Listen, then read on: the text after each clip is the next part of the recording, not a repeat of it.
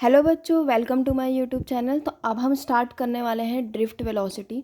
तो डेफिनेशन को समझने से पहले सबसे पहले ये देखते हैं कि ड्रिफ्ट वेलोसिटी होती क्या है। ठीक है, तो सबसे पहले देखो, अगर हमारे पास ये कोई एक कंडक्टर है, ठीक है, कंडक्टर के दोनों एंड्स को हमने बैटरी के टर्मिनल से अटैच कर रखा है। ठीक है, ये पॉजिटिव टर्मिनल है और ये क्या है, नेगेटिव टर्मिनल है। ठीक है, तो क्या होता है, जैसे ये कंडक्टर है, कंडक्टर के अंदर अभी बैटरी को हमने ऑफ कर रखा है, यानी कि अभी बैटरी क्या है, स्विच हमारा ऑफ है यहाँ पे। ठीक है, तो यहाँ इसमें जो कंडक्टर में अभी इलेक्ट्रॉन्स होंगे, ठीक है, जो फ्री इलेक्ट्रॉन्स होंगे उनकी बात कर रही हूँ मैं। ठीक है, तो जो कंडक्टर के अंदर ये जो फ्री इलेक्ट्रॉन्स होंगे, इनकी अगर हम बात करेंगे तो इलेक्ट्रॉन ये फ्री ही है अभी भी। ठीक है, ये जो सारे इलेक्ट्रॉन है ये अभी भी फ्री ही है यहाँ पे। बस क्या है, यहाँ पे अभी करंट फ्लो नहीं होएगा। जब तक मैंने बैटरी को ऑन नहीं किया तब तक करंट फ्लो नहीं करेगा। क्यों?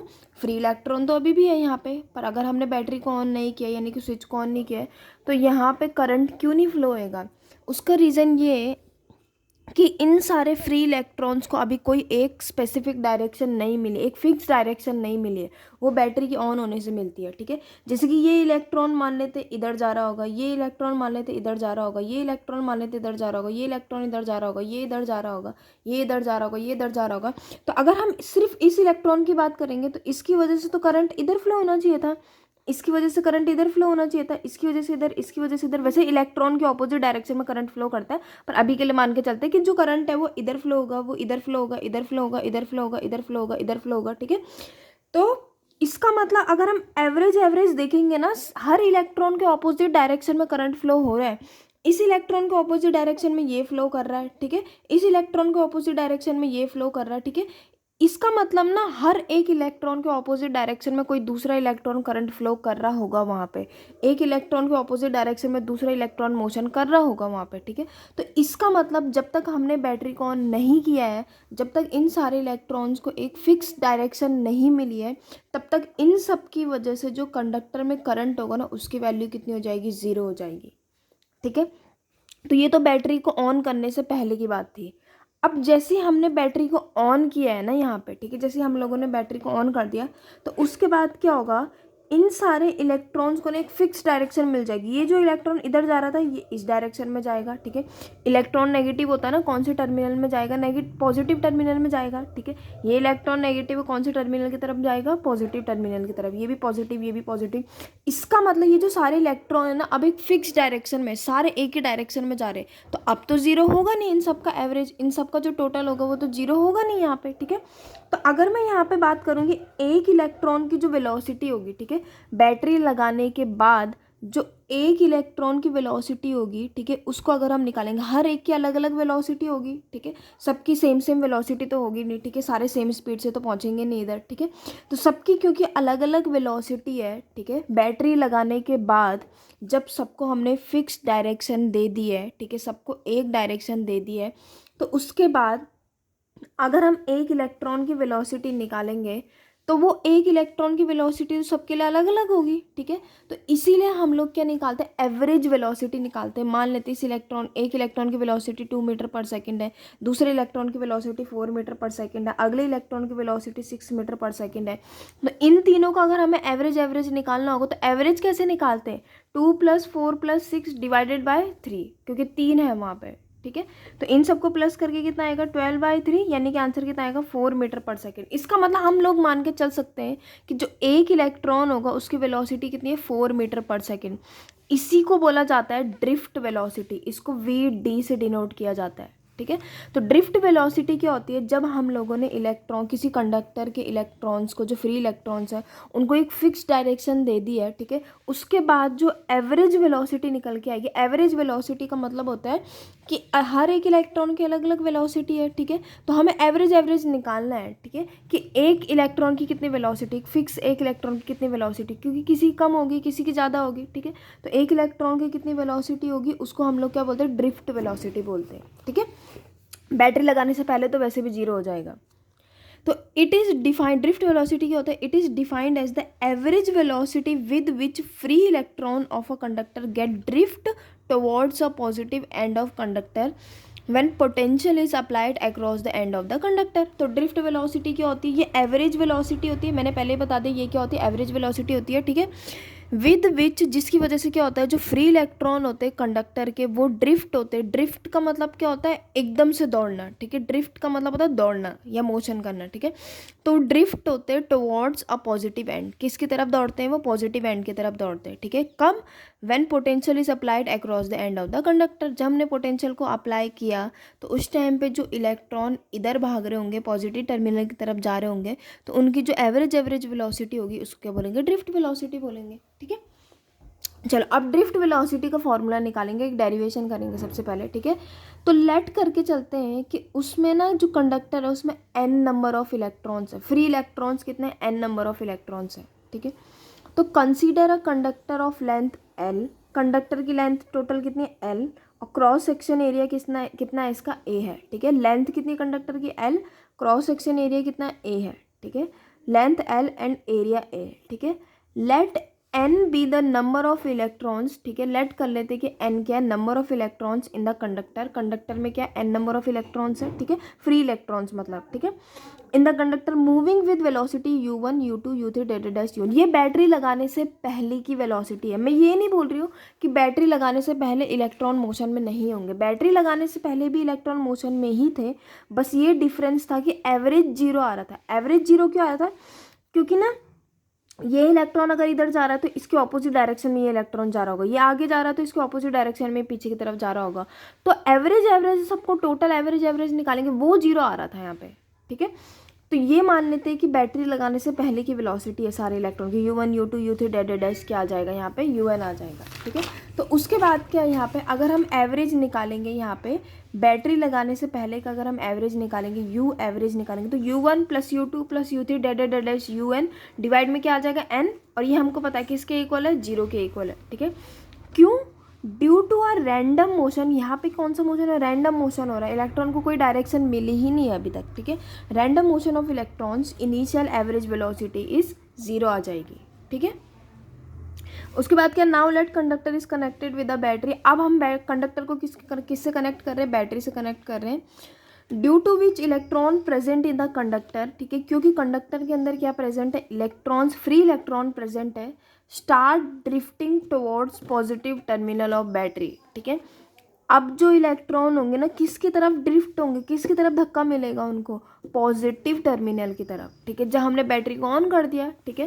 तो अगर हम फोर्स की बात करेंगे कि हर एक इलेक्ट्रॉन में कितना फोर्स लग रहा होगा वहाँ पे, हर एक इलेक्ट्रॉन में फोर्स की बात करेंगे तो फोर्स का फॉर्मूला क्या होता है यहाँ पे, अगर हम फोर्स की वैल्यू निकालेंगे तो Q इंटू ई होता है, ठीक है। जब फर्स्ट चैप्टर किया था तो फर्स्ट चैप्टर में क्या था, जो इलेक्ट्रिक फील्ड था उसकी वैल्यू कैसे निकालती, फोर्स बाय चार्ज ना, तो फोर्स की वैल्यू निकालेंगे तो चार्ज को इधर मल्टीप्लाई में लेके आएंगे तो फोर्स की वैल्यू आ जाएगी, ठीक है।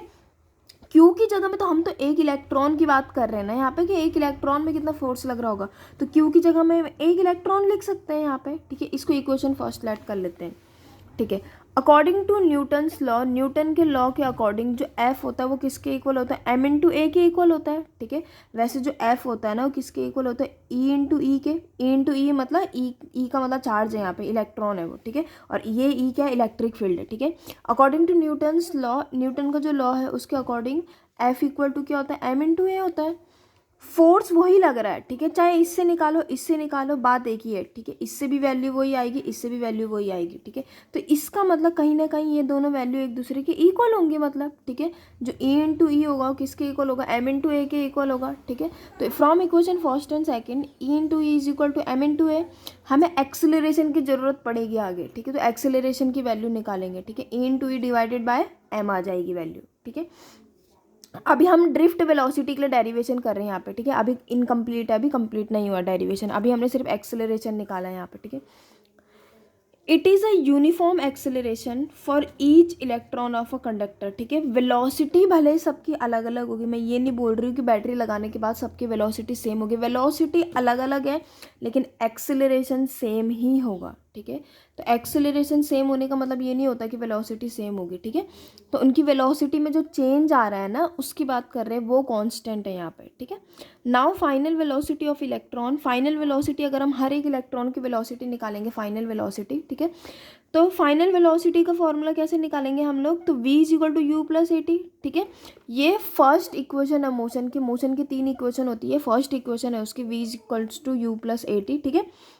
हर इलेक्ट्रॉन्स के लिए अगर हम अलग अलग निकालेंगे तो V1 क्या आ जाएगा, U1 प्लस AT1, ए की जगह में ए ही रखेंगे क्योंकि जो एक्सेलरेशन है वो सबके लिए क्या है, कांस्टेंट है यहाँ पे, ठीक है। तो V1 V2 V3 dash Vn के लिए वैल्यू निकालेंगे यहाँ पे, ठीक है। अब V एवरेज निकालेंगे, जैसे हमने U एवरेज निकाला था ना, U एवरेज तो हमको पता है 0 है। सेम ऐसे अगर हम V एवरेज लिखेंगे, U की जगह में V लिख देंगे, तो V1 plus V2 plus V3 dash Vn लिखेंगे, डिवाइड में n लिख देंगे यहाँ पे, लेकिन ये 0 नहीं होगा यहाँ पे, ठीक है। चलो, तो V एवरेज क्या होगा यहाँ पे, V1 plus V2 plus V3 dash Vn आ जाएगा, डिवाइड में क्या आ जाएगा, n आ जाएगा। V1 की वैल्यू अभी तो निकाली हमने मोशन की इक्वेशन से, ठीक है। तो V1 की वैल्यू कितनी आएगी, U1 प्लस AT1, V2 की वैल्यू कितनी आएगी, U1 प्लस AT2 डैश क्या आ जाएगा यहाँ पे, UN प्लस ATN आ जाएगा। अगर हम यहाँ पे ध्यान से देखेंगे तो U1 plus U2 plus U3 plus U4 plus dash UN, और डिवाइड में क्या लिख सकते हैं हम लोग, n लिख सकते हैं ना यहाँ पे, ठीक है। इनको सेपरेट कर दिया हमने, AT1 AT2 AT3, इनको हमने अलग लिख दिया यहाँ पे, ये वो वाला टर्म हो जाएगा, ठीक है। U1 plus U2 plus U3 dash यहाँ पे UN आ जाएगा, और डिवाइड में क्या लिख रखा हम लोगों ने, n लिख रखा। तो इन दोनों को हमने सेपरेट कर दिया यहाँ पे। ऐसा क्यों करा, इसका रीज़न है क्योंकि हमको पता है जो इनिशियल वेलोसिटी का एवरेज है वो क्या होता है, 0 होता है। जब हमने बैटरी नहीं लगाई थी तो वहाँ पे अगर हम एवरेज करेंगे तो वो आंसर कितना आएगा, 0 आएगा। तो ये पूरा क्या हो जाएगा, 0 के इक्वल हो जाएगा। और इन सब में AT1 AT2 AT3 dash ATN जो हमारे पास था, सब में A भी तो कॉमन आ रहा है, ठीक है। अंदर के बच्चे का T1 plus T2 plus T3 dash TN आ जाएगा, डिवाइड में n आ जाएगा यहाँ पे, ठीक है। तो यहाँ पे ये तो 0 हो गया। A की वैल्यू भी हमने अभी निकाली थी, सबसे पहले हमने A की वैल्यू ही निकाली थी यहाँ पे, जब हम फोर्स से A की वैल्यू निकाल रहे थे। तो A की वैल्यू कितनी आई थी यहाँ पे, E डिवाइडेड बाय M। ये E क्या है, इलेक्ट्रॉन का चार्ज, और ये E क्या है, इलेक्ट्रिक फील्ड है, और M क्या, इलेक्ट्रॉन का मास है, ठीक है। तो उसके बाद इस A की जगह में वैल्यू पुट करेंगे, ये तो पूरा 0 हो जाएगा, ठीक है। ये टाइम का एवरेज है, ठीक है। ये जो हमारे पास टाइम का एवरेज है ना, इसको हम लोग बोलते हैं टाइम ऑफ रिलैक्सेशन, ठीक है। जो टाइम का ये एवरेज दे रखा है यहाँ पे, ये टाइम का एवरेज ही तो हुआ, T1 plus T2 plus T3 dash TN जो हमारे पास है, डिवाइड में n, ये टाइम का एवरेज हो गया। इसको हम टॉ से डिनोट करते हैं, इसको बोलते हैं टाइम ऑफ रिलैक्सेशन, ठीक है। तो इसको हम टॉ से डिनोट करते हैं। तो इसका मतलब V एवरेज कितना आ गया, 0 प्लस AT टॉ आ गया यहाँ पे, ठीक है। तो V एवरेज कितना आ गया, A की वैल्यू अब यहाँ पे पुट करेंगे हम लोग, ठीक है। यही जो एवरेज है, फाइनल वेलोसिटी का जो एवरेज होगा, इसी को तो बोलते हैं हम लोग ड्रिफ्ट वेलोसिटी। इसका मतलब ये जो हमारे पास एवरेज वेलोसिटी आई है, यही तो है ड्रिफ्ट वेलोसिटी यहाँ पे, ठीक है। चलो, उसके बाद एक छोटी सी चीज़ कर रखी है यहाँ पे, जो इलेक्ट्रिक फील्ड होगा, इसको हम, ये क्या होता है, नेगेटिव पोटेंशियल ऑफ, जो इलेक्ट्रिक फील्ड होता है ना, वो नेगेटिव ग्रेडियंट होता है किसका, पोटेंशियल का, ठीक है। नेगेटिव ग्रेडियंट ऑफ पोटेंशियल होता है। नेगेटिव तो बस डायरेक्शन बताते हैं, नेगेटिव को हटा सकते हैं हम लोग, ठीक है। तो E की वैल्यू क्या आ जाएगी, V/L। L क्या, कंडक्टर की लेंथ है यहाँ पे, ठीक है। इलेक्ट्रॉन कहाँ से कहाँ तक जा रहे हैं, ठीक है, वो सारी चीज़ें वो है यहाँ पे लेंथ, ठीक है। तो E की जगह में तो हम लोग ये लिख सकते हैं V/L। तो VD की वैल्यू एक तो ये भी है, और VD की वैल्यू एक ये भी है, ठीक है। ये दोनों VD के ही फॉर्मूले हैं, ठीक है। उसके बाद यहाँ पे लिख रखा है, where tau is a relaxation time, it is defined as mean time between any two successive collision, ठीक है। तो इसका मतलब क्या होता है, इसका मतलब ये होता है कि अगर कोई भी दो सक्सेसिव कॉलिजन हो रहे होंगे, सक्सेसिव कॉलिजन का मतलब क्या होता है, जैसे जो इलेक्ट्रॉन है, मान लेते ये जो इलेक्ट्रॉन यहाँ पे पहले वो इधर टकराया, ठीक है, उसके बाद वो किसी दूसरे इलेक्ट्रॉन से टकराया। कॉलिजन का मतलब होता है टकराना, ठीक है। तो ये जो इलेक्ट्रॉन है, जब वो यहाँ से टकराया, कंडक्टर से टकराया यहाँ पे, ठीक है, उसके बाद वो इलेक्ट्रॉन यहाँ टकराए, तो कोई भी दो सक्सेसिव कॉलिजन के बीच का जो टाइम होता है ना, ठीक है, टाइम होगा, इसी को हम लोग क्या बोलेंगे, टाइम ऑफ रिलैक्सेशन, ठीक है। इलेक्ट्रॉन जब किसी एक चीज़ से टकराएगा, उसके बाद किसी दूसरी चीज़ से टकराएगा, तो दो कॉलिजन हो जाएंगे, दो सक्सेसिव कॉलिजन हो जाएंगे। सक्सेसिव का मतलब एक के बाद, अगर मान लेते बीच में किसी और चीज़ से टकराएगा तो फिर इन दोनों के बीच का टाइम देखा जाएगा, ठीक है। तो किसी भी दो सक्सेसिव कॉलिजन के बीच का जो टाइम होता है, उसी को हम लोग क्या बोलते हैं, टाइम ऑफ रिलैक्सेशन। उसको टॉ से डिनोट किया जाता है, ठीक है। चलो, तो उसके बाद ये सारी चीज़ें दे रखी हैं यहाँ पे कि जो फॉर्मूला है उससे क्या क्या पता चल रहा है हम लोगों को। फॉर फर्स्ट चीज़ ये कि फॉर कांस्टेंट पोटेंशियल VD किसके इन्वर्सली प्रोपोर्शनल है, लेंथ के इन्वर्सली प्रोपोर्शनल है, ठीक है। जो वी डी है ड्रिफ्ट वेलोसिटी वो किसके इन्वर्सली प्रोपोर्शनल है, लेंथ के। जितना बड़ा कंडक्टर होगा उतनी कम ड्रिफ्ट वेलोसिटी होगी, ठीक है। दूसरी चीज़, फॉर कांस्टेंट लेंथ, ठीक है, अगर लेंथ कांस्टेंट है तो जो ड्रिफ्ट वेलोसिटी है वो किसके प्रोपोर्शनल है, वी के प्रोपोर्शनल। वी मतलब पोटेंशियल के प्रोपोर्शनल। वो तो खैर वो तो ऑब्वियसली अगर हमारे पास क्या है, कोई बैटरी है, बैटरी जिस बैटरी का पोटेंशियल जितना ज़्यादा होगा तो कंडक्टर में जो इलेक्ट्रॉन होंगे उनका मोशन भी तो उतना ही ज़्यादा होगा, उनकी वेलोसिटी भी तो उतनी ही ज़्यादा होगी वहाँ पे, ठीक है। If we increase the temperature of conductor, अगर हमने कंडक्टर का टेम्परेचर इंक्रीज किया, kinetic energy of free electron in the conductor increases due to which collision between then also increase and hence relaxation time get reduce, ठीक है। Drift velocity also reduces, ठीक है। तो इसमें क्या बोल रहे हैं वो, अगर हमने टेम्परेचर बढ़ाया, टेम्परेचर बढ़ाने से क्या होता है, जो काइनेटिक एनर्जी होती है वो बढ़ जाएगी ना। अगर हम टेम्परेचर बढ़ाएंगे तो इलेक्ट्रॉन का मोशन और तेज़ हो जाएगा, इलेक्ट्रॉन आपस में ज़्यादा टकराने लग जाएंगे, बहुत ज़्यादा टकराने लग जाएंगे। काइनेटिक एनर्जी बढ़ेगी तो फ्री इलेक्ट्रॉन क्या हो जाएंगे, इन द कंडक्टर इंक्रीजेज, और इलेक्ट्रॉन बढ़ जाएंगे, जितने पहले थे फ्री इलेक्ट्रॉन उससे भी ज़्यादा बढ़ जाएंगे यहाँ पे, ठीक है। तो क्या बोल रहे हैं कि काइनेटिक एनर्जी बढ़ेगी जिसकी वजह से फ्री इलेक्ट्रॉन भी बढ़ेंगे कंडक्टर में, ड्यू टू विच कॉलिजन, अगर वहाँ पे बहुत सारे इलेक्ट्रॉन है तो उनके टकराने के चांसेस भी बहुत ज़्यादा है, ठीक है।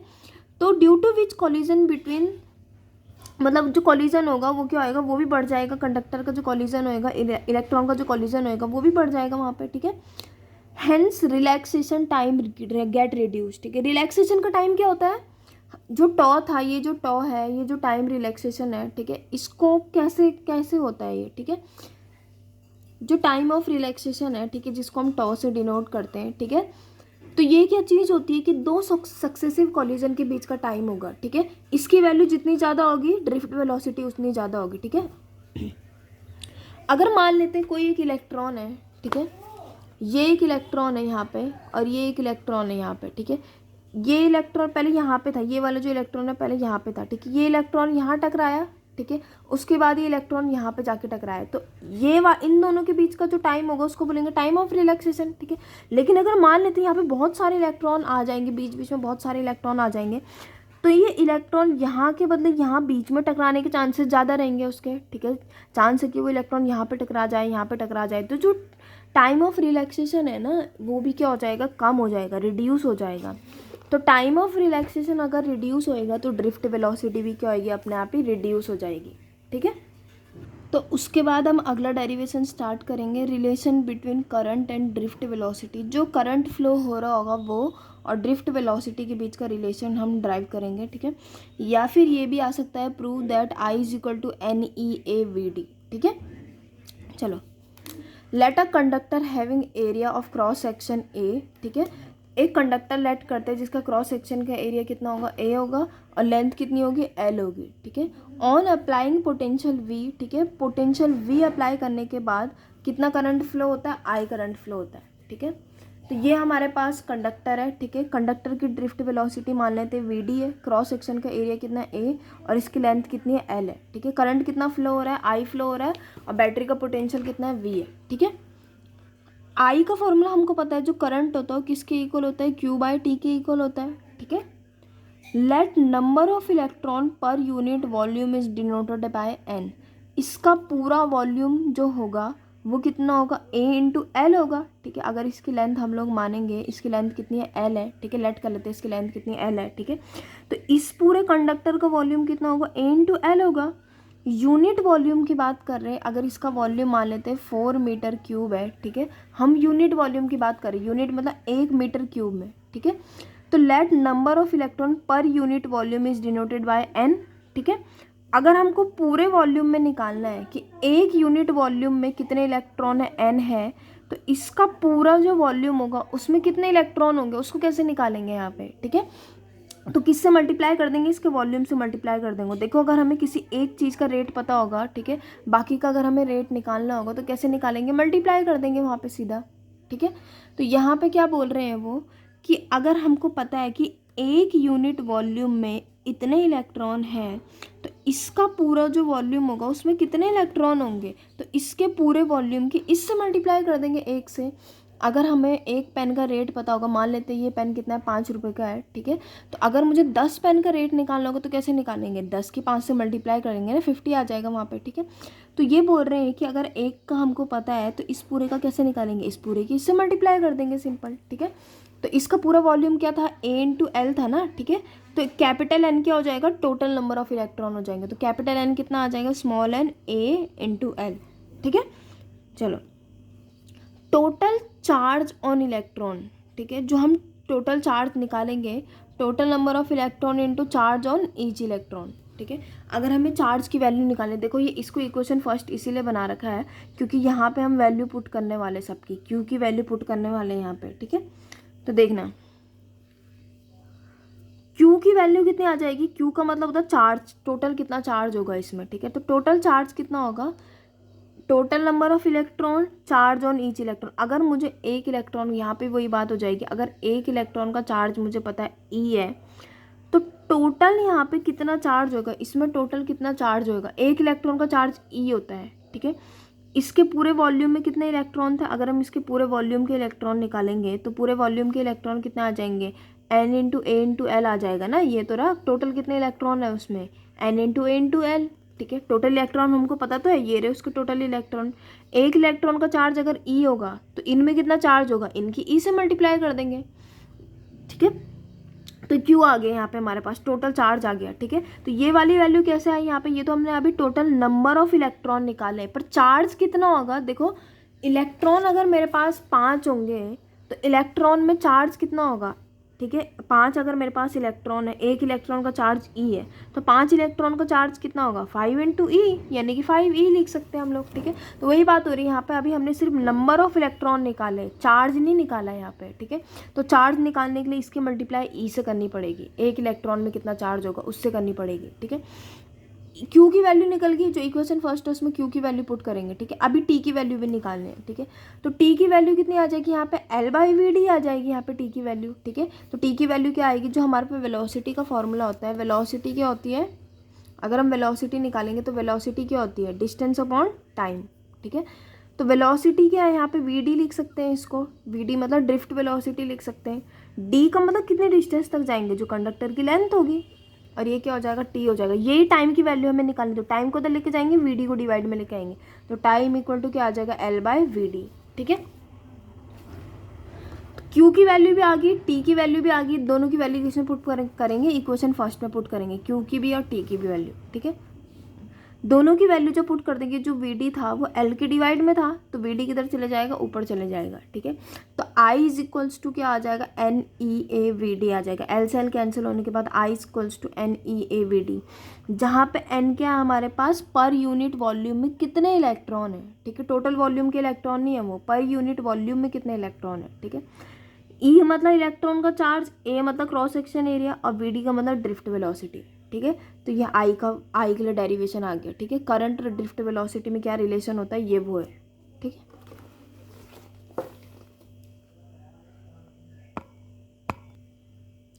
उसके बाद है डिडक्शन ऑफ ओम्स लॉ, ठीक है। ओम्स लॉ को ड्राइव करेंगे अब हम, ठीक है।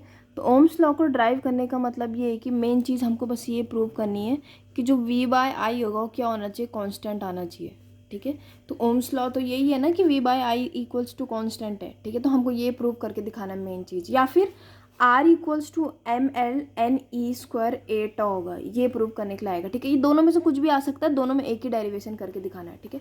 I हमको पता, I क्या होता है, NEAVD होता है। VD क्या होता है, VD की वैल्यू पुट करेंगे यहाँ पे, ठीक है। VD की वैल्यू क्या होती है, eV/ml आ जाएगा, ठीक है। तो जब इसकी वैल्यू पुट करेंगे तो I की वैल्यू तो ये आ गई यहाँ पे, ठीक है। तो जब I की वैल्यू ये आ जाएगी, V को हम लोग किधर लेके आएंगे यहाँ पे, अगर हम V की वैल्यू देखेंगे, ये V क्या पोटेंशियल है यहाँ पे, ठीक है। हमको तो V/I करना है, ठीक है। तो V को इधर ही रहने देंगे, I को डिवाइड में लेके जाएंगे, ML किधर आ जाएगा ऊपर, और ये जो NE है, ये E 2 बार है तो E² लिखेंगे, ठीक है। A सारे किधर आ जाएंगे, डिवाइड में आ जाएंगे यहाँ पे, ठीक है। तो मतलब हमको V/I लेके आना है ना, तो V को इधर ही रखेंगे, I को डिवाइड में लेके आएंगे, इन सबको दूसरी साइड लेके चले जाएंगे, ठीक है। तो अब अगर हम ध्यान से देखेंगे सारी चीज़ें, M का मतलब इलेक्ट्रॉन का मास होता है, इलेक्ट्रॉन का मास तो कांस्टेंट ही रहता है, ठीक है।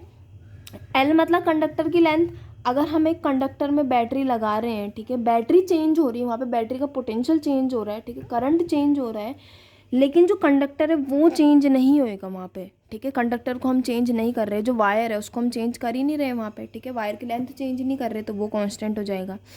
एन का मतलब जब कंडक्टर ही चेंज नहीं हो रहा है तो उसको क्रॉस सेक्शन एरिया भी चेंज नहीं होगा, ठीक है। ई का मतलब इलेक्ट्रॉन का चार्ज, ये भी चेंज नहीं होगा, ठीक है। ये ई स्क्वायर है यहाँ पे, ठीक है। और ये टॉ ये भी चेंज नहीं होगा वहाँ पे, ठीक है। एन का मतलब यूनिट वॉल्यूम में कितने इलेक्ट्रॉन है वो भी चेंज नहीं होगा वहाँ पे, ठीक है। तो इसका मतलब वी बाय आई के आगे यहाँ पे कांस्टेंट आ गया, ठीक है। वी बाय आई कांस्टेंट आ गया और हमको पता है वी बाय आई क्या होता है, आर के इक्वल होता है, ठीक है। इसका मतलब हमको पता चल चुका है जो वी है वो किसके प्रोपोर्शनल है, आई के प्रोपोर्शनल है। और ये जो कांस्टेंट आया है ना ये पूरा का पूरा, वी बाय आई क्या होता है, कांस्टेंट यहाँ पे कौन होता था, आर होता था, ठीक है। रेजिस्टेंस, ठीक है। तो रेजिस्टेंस क्या आ जाएगा, इसके इक्वल आ जाएगा यहाँ पे, ठीक है।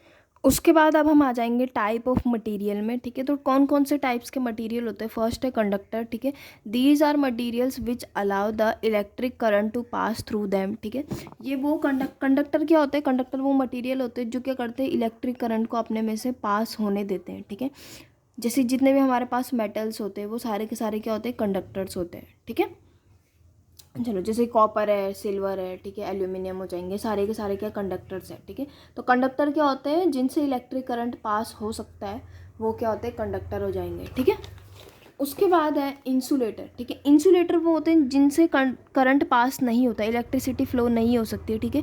These are the materials which do not allow the electric current to pass through them, for example wood, rubber etcetera, ठीक है। जो लकड़ी होती है, रबड़ होते हैं, उनसे जो करंट होता है पास नहीं होता है तो वो क्या होते हैं, इंसुलेटर होते हैं, ठीक है। सेमी कंडक्टर क्या होते हैं, ठीक है। सेमी कंडक्टर ना इंसुलेटर और कंडक्टर के बीच में काम करते हैं। सेमी कंडक्टर को अभी इतना डिटेल में नहीं देखेंगे, सेमी कंडक्टर के लिए पूरा एक चैप्टर डेडिकेटेड है, ठीक है। तो आपकी फिजिक्स में सबसे लास्ट चैप्टर है सेमी कंडक्टर के, ये सेमी कंडक्टर में ही बेस्ड है, ठीक है। तो उसको हम तब पढ़ेंगे, बस अभी के लिए इतना समझ लो, जो सेमी कंडक्टर होते हैं इंसुलेटर कंडक्टर के बीच में काम करते हैं, ठीक है। एक साथ दोनों का काम नहीं करेंगे, बस कभी ये इंसुलेटर की तरह काम करते हैं, कभी कंडक्टर की तरह काम करते हैं, दोनों काम एक साथ नहीं कर सकते कभी भी, क्योंकि इलेक्ट्रिसिटी अगर उनसे फ्लो हो रही है तब तो कंडक्टर ही होंगे ना, और नहीं हो रही तो इंसुलेटर होंगे, ठीक है। तो सेमी कंडक्टर कंडक्टर और इंसुलेटर के बीच बीच में काम करते हैं, ठीक है। These are the material which partially conduct electricity. It implies that they do not conduct at low temperature. Low temperature में electricity को conduct नहीं करते, पर जैसे हम लोग टेम्परेचर को राइज करेंगे, टेम्परेचर को बढ़ाएंगे, टेम्परेचर इंक्रीज होगा, दे स्टार्ट कंडक्टिंग, ठीक है। जर्मेनियम, सिल्वर एक्सेट्रा, ये सारे के सारे, ठीक है। चलो अब ना एक और इम्पॉर्टेंट चीज़ में आ जाते हैं हम यहाँ पे, ठीक है। हमको पता है जो रेजिस्टेंस होता है ना, ये चेंज किस किस चीज़ से होता है, जब हमने एक फॉर्मूला ड्राइव किया था, जो रेजिस्टेंस होता है ना वो किसके प्रोपोर्शनल होता है, लेंथ के। जो रेजिस्टेंस होता है वो किसके इन्वर्सली प्रोपोर्शनल होता है, क्रॉस सेक्शन एरिया के, ठीक है। इन दोनों कंबाइन करके हमारा क्या फॉर्मूला बना था, rho L by a formula बना था, ठीक है। तो ये हमारा एक फॉर्मूला बना था उस टाइम पे। इसका मतलब जो रेजिस्टेंस होगा ना वो लेंथ पे, एरिया पे, इन सारी चीज़ों पे डिपेंड करता है रेजिस्टेंस, ठीक है। रेजिस्टेंस ना एक और चीज़ पे डिपेंड करता है और वो है टेम्परेचर, ठीक है। रेजिस्टेंस टेम्परेचर पे भी डिपेंड करता है, ठीक है। तो उसके लिए हम अलग से फॉर्मूला बनाने वाले, ये लेंथ और एरिया के लिए था, अब टेम्परेचर के लिए हम अलग से फॉर्मूला बनाने वाले कि रेजिस्टेंस टेम्परेचर में कैसे डिपेंड करता है, ठीक है। तो कि होता क्या है यहाँ पे, कि क्या बोल रहे हैं यहाँ पे, अगर हम टेम्परेचर को इंक्रीज करेंगे, हमको पता है टेम्परेचर बढ़ेगा तो रेजिस्टेंस बढ़ेगा ही बढ़ेगा यहाँ पे, ठीक है। तो टेम्परेचर को अगर हम इंक्रीज करेंगे तो काइनेटिक एनर्जी बढ़ेगी, फ्री इलेक्ट्रॉन की काइनेटिक एनर्जी बढ़ेगी, तो वहाँ पे क्या होगा, कॉलिजन होगा। रेजिस्टेंस का मतलब होता है क्या है वैसे, रेजिस्टेंस का मतलब होता है इलेक्ट्रॉन का टकराना। अगर वहाँ पे हमने टेम्परेचर बढ़ाया तो फ्री इलेक्ट्रॉन भी बढ़ेंगे, अगर वहाँ पे बहुत सारे इलेक्ट्रॉन्स हैं तो टकराएंगे भी, तो उनके टकराने के चांसेस और ज़्यादा हो जाएंगे, ठीक है। तो टकराने के चांसेस और ज़्यादा हो जाएंगे तो टकराएंगे, तो इसका मतलब जो रेजिस्टेंस होगा वो बढ़ जाएगा। करंट जो होगा, जितना करंट होना चाहिए था उतना नहीं होगा वो, ठीक है। जितना एक्चुअल में करंट होना चाहिए था उतना नहीं होगा वहाँ पे, क्योंकि इलेक्ट्रॉन, बहुत सारे इलेक्ट्रॉन टकरा रहे हैं, इलेक्ट्रॉन कोलाइड कर रहे हैं, वहाँ पे कॉलिजन हो रहा है, ठीक है, इसी वजह से, ठीक है। Due to which relaxation time reduce, ठीक है। रिलैक्सेशन का टाइम क्या हो रहा है, किसी भी बेस में बात करो, बात क्या हो रही है यहाँ पे, रेजिस्टेंस कम हो रहा है, ठीक है। तो रिलैक्सेशन का टाइम रिड्यूस होगा, क्योंकि इलेक्ट्रॉन जो इतने दूर जाके टकरा रहा था वो पास में आके टकरा गया, क्योंकि यहीं पर उसे इलेक्ट्रॉन मिल गया टकराने के लिए, ठीक है। तो रिलैक्सेशन का टाइम क्या हो जाएगा, रिड्यूस हो जाएगा। अगर रिलैक्सेशन का टाइम रिड्यूस होगा तो हमको पता है जो रेजिस्टेंस होगा उसकी वैल्यू क्या हो जाएगी, बढ़ जाएगी, ठीक है। चेंज इस resistance of a conductor depend on two factor. जो रेजिस्टेंस टेम्परेचर में डिपेंड कर रहा है ना, वो दो चीज़ों में, दो फैक्टर में डिपेंड करता है। पहले से कितना रेजिस्टेंस था, इनिशियल रेजिस्टेंस आर नॉट पे, और तुम लोग टेम्परेचर बढ़ा कितना रहे हो, वो चीज़ एक तो डेल्टा टी, ठीक है। डेल्टा का मतलब होता है चेंज कितना किया जा रहा है टेम्परेचर में, ठीक है। तो आर नॉट के प्रोपोर्शनल और डेल्टा टी के प्रोपोर्शनल। तो आर नॉट मतलब पहले से जितना ज़्यादा रेजिस्टेंस होगा, चेंज भी तो और ज़्यादा निकलेगा ना उसका, ठीक है। डेल्टा टी का मतलब क्या होता है कि जो चेंज हो रहा है ना टेम्परेचर में, वो कितना हो रहा है यहाँ पे, ठीक है। तो दोनों को हम कंबाइन कर सकते हैं, तो डेल्टा आर प्रोपोर्शनल हो जाएगा आर नॉट और डेल्टा टी के। अगर डेल्टा आर की बात करेंगे, अगर यहाँ पे प्रोपोर्शनल हटेगा तो कांस्टेंट अल्फा लिखेंगे, ठीक है। अल्फा को टेम्परेचर कोफिशिएंट बोला जाता है, ठीक है। आर जो है ना, डेल्टा आर, ये जो डेल्टा आर है, डेल्टा आर का मतलब रेजिस्टेंस में कितना चेंज आया है यहाँ पे, ठीक है। रेजिस्टेंस कितना बढ़ा है टेम्परेचर बढ़ाने के साथ, ठीक है। तो आर को क्या लिख सकते हैं, आर माइनस आर नॉट, ठीक है। आर क्या था यहाँ पे, बाद में कितना रेजिस्टेंस हुआ, आर नॉट क्या था, पहले वाला रेजिस्टेंस, इन दोनों को माइनस करेंगे तभी तो आया आर नॉट, ठीक है। ठीक है, अल्फा आर नॉट तो ठीक है यहाँ पे। जो डेल्टा टी है ना, डेल्टा टी का मतलब क्या होता है, T two minus T one. T two minus T one का मतलब क्या होता है कि पहले कितना टेम्परेचर था, बाद में कितना टेम्परेचर हुआ, ठीक है। तो ये यहाँ पे हमारे पास फॉर्मूला आ गया, ठीक है। तो R minus R not equal to alpha R not bracket के अंदर T two minus T one आ जाएगा यहाँ पे, ठीक है। चलो, जहाँ पे अल्फा को क्या है, अल्फा क्या है यहाँ पे, टेम्परेचर कोफिशिएंट हो जाएगा, ठीक है। उसके बाद है जो टेम्परेचर है ना, उसका इफ़ेक्ट कैसे कैसे पड़ता है कंडक्टर में, इंसुलेटर में, सेमी कंडक्टर में, ठीक है। तो इफ़ेक्ट ऑन कंडक्टर, ठीक है। कंडक्टर में क्या इफेक्ट पड़ेगा, फॉर कंडक्टर्स हमको पता है कि कंडक्टर में क्या होता है, जो अल्फा होता है ना, उसकी वैल्यू क्या होगी यहाँ पे, alpha is a positive, its resistance increases. हमको पता है कंडक्टर में क्या होता है, अगर टेम्परेचर बढ़ाएंगे तो रेजिस्टेंस की वैल्यू इंक्रीज करती है, ठीक है। लेकिन यहाँ पे हम अल्फा के टर्म्स में बात कर रहे हैं, ठीक है। हमको पता है रेजिस्टेंस तो बढ़ता है, लेकिन यहाँ पे जो अल्फा है उसके टर्म्स में बात करेंगे, ठीक है। कंडक्टर के लिए अल्फा की वैल्यू क्या होती है, पॉजिटिव होती है, तो इसका मतलब रेजिस्टेंस बढ़ेगा, ठीक है। चलो, इंसुलेटर और सेमीकंडक्टर की बात कर लेते हैं पहले तो यहाँ पर, ठीक है।